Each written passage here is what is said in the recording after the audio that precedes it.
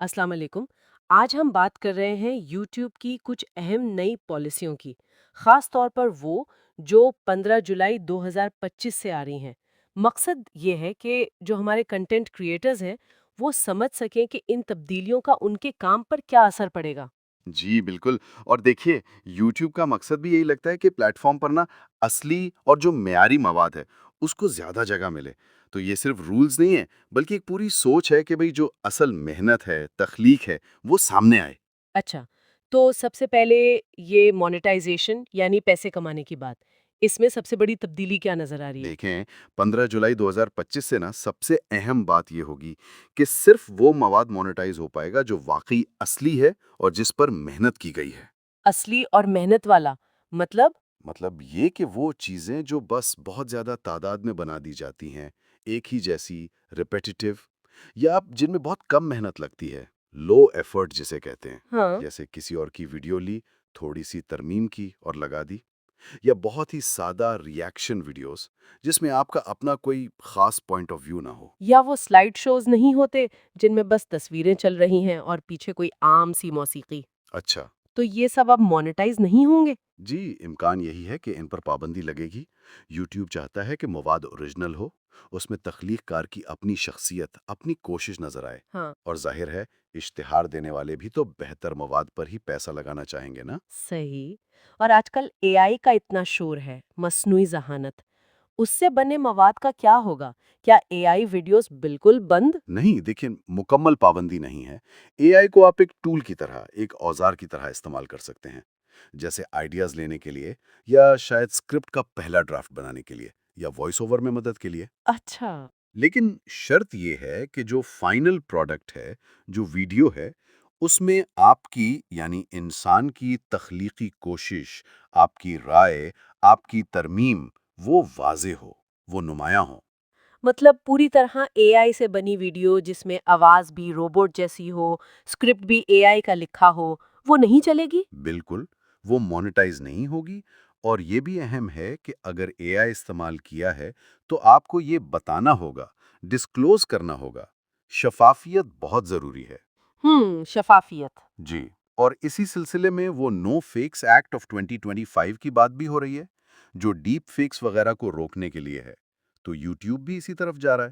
ٹھیک ہے، یہ تو ہوئی مونیٹائزیشن اور اے آئی کی۔ اب کمیونٹی گائیڈ لائنز، جو یوٹیوب کے اپنے اصول ہیں، ان میں کیا تبدیلی آ رہی ہے؟ کوئی سختی؟ جی، سختی تو بالکل نظر آ رہی ہے، خاص طور پر جو غلط معلومات ہیں، مس انفارمیشن جسے کہتے ہیں۔ جیسے الیکشن یا صحت کے بارے میں؟ بالکل، الیکشنز، صحت، ان موضوعات پر جھوٹی خبریں پھیلانا، اس پر بہت سختی ہوگی۔ اسی طرح نفرت انگیز تقریر، ہیٹ سپیچ، یا لوگوں کو ہراساں کرنا، سائبر بلنگ، ان چیزوں پر بھی یوٹیوب کی پالیسی مزید سخت ہوگی۔ اور حساس مواد جیسے بچوں سے متعلق؟ جی، بچوں کی حفاظت، خودکشی یا خود کو نقصان پہنچانے والا مواد، یا ایٹنگ ڈس آرڈر سے متعلق حساس مواد، ان سب پر پہلے سے زیادہ کڑی نظر رکھی جائے گی۔ وہ اپنی ذمہ داری کو زیادہ سنجیدگی سے لے رہے ہیں۔ صحیح۔ اب آتے ہیں کاپی رائٹ کی طرف۔ یہ تو ہمیشہ سے ایک مسئلہ رہا ہے۔ اس میں کیا نئی بات ہے یا کیا یاد رکھنا ضروری ہے؟ کاپی رائٹ میں تو دیکھیں یوٹیوب کا کانٹینٹ آئی ڈی سسٹم پہلے ہی بہت مؤثر ہے۔ وہ فوراً پہچان لیتا ہے اگر آپ نے کسی اور کا میوزک، کلپ یا کچھ بھی استعمال کیا ہو۔ ہاں، وہ تو ہے۔ تو یا تو کلیم آ جاتا ہے جس سے آپ کی ویڈیو کی کمائی اصل مالک کو چلی جاتی ہے، یا پھر اسٹرائک پڑتی ہے جو زیادہ خطرناک ہے چینل کے لیے۔ تو بچنے کا طریقہ کیا ہے؟ سب سے محفوظ طریقہ تو یہی ہے کہ سب کچھ اپنا اصلی بنائیں، اوریجنل کانٹینٹ۔ اگر میوزک یا کلپس استعمال کرنے ہی ہیں تو لائسنس لیں یا رائلٹی فری استعمال کریں، یا مالک سے باقاعدہ اجازت لیں۔ کریٹو کامنز کا مواد بھی ایک آپشن ہے، لیکن اس میں بھی ایٹریبیوشن یعنی کریڈٹ دینا ضروری ہوتا ہے۔ اور وہ فیئر یوز والا معاملہ؟ فیئر یوز ذرا ٹرکی ہے، مطلب یہ نہیں کہ بس چھوٹا سا کلپ استعمال کر لیا تو ٹھیک ہے۔ فیئر یوز تب ہوتا ہے جب آپ نے اس مواد کو استعمال کر کے کچھ نیا بنایا ہو، اس پر تبصرہ کیا ہو، تنقید کی ہو، اس کا مذاق اڑایا ہو، مطلب ٹرانسفارم کیا ہو اسے۔ آپ کی اپنی تخلیقی ان پٹ بہت اہم ہے۔ سمجھ گئی۔ اچھا، یہ ساری پالیسیاں جو ہیں، ان کا پاکستان میں جو کریٹرز ہیں، ان پر کیا خاص اثر ہوگا اور پرائیویسی کا کیا معاملہ ہے؟ دیکھیں یہ جو بنیادی پالیسیاں ہیں نا، اصلیت اور معیار والی، یہ تو عالمی ہیں۔ یہ پوری دنیا میں لاگو ہوں گی، پاکستان میں بھی۔ تو پاکستانی کریٹرز کو بھی اب اسی عالمی معیار کو ذہن میں رکھنا ہوگا۔ مطلب یہاں بھی وہی اصول لاگو ہوں گے؟ جی بالکل، اصل فوکس اوریجنل اور کوالٹی کانٹینٹ پر ہی رہے گا۔ ہاں، وہ الگ بات ہے کہ کبھی کبھی مقامی قوانین کی وجہ سے کوئی چینل بلاک ہو جائے، وہ ایک الگ چیز ہے۔ لیکن یوٹیوب کی مواد سے متعلق پالیسی سب کے لیے ایک جیسی ہے۔